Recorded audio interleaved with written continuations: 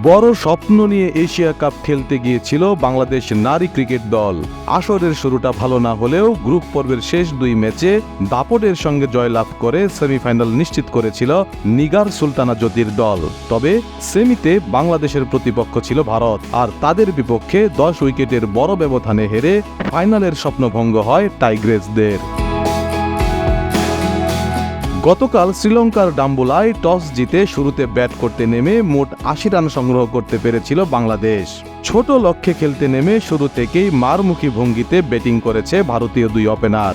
তাতে কোনো উইকেট না হারিয়েই জয়ের বন্দরে পৌঁছে যায় তারা। ম্যাচ শেষে ব্যাটারদের রান করতে না পারাকেই হারের দায় দিলেন বাংলাদেশ অধিনায়ক।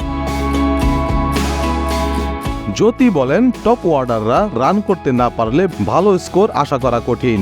তবে আমি মনে করি এটা মানসিক ব্যাপার। আমরা মালয়েশিয়া, থাইল্যান্ডের সঙ্গে যেভাবে খেলেছি এটা পুরোপুরি ভিন্ন। অতএব আমাদের এটা নিয়ে আরও কাজ করার প্রয়োজন। সবার সামর্থ্য আছে, শুধু ব্যাপার হলো মানসিক দিক। বিশেষ করে যখন ভারতের মতো দলের সঙ্গে খেলবো তখন ভিন্নভাবে চিন্তা করতে হবে। জ্যোতি আরও বলেন, আমাদের ব্যাটিং নিয়ে অনেক কাজ করতে হবে। এর কারণে আমাদের অনেক ম্যাচ হাতছাড়া হয়েছে। এটা নিয়ে পরিকল্পনা করছি, কিন্তু এখানে আমাদের ভালো অভিজ্ঞতা হয়েছে। বিশ্বকাপের আগে আমরা আমাদের সমস্যাগুলো ঠিক করতে পারবো।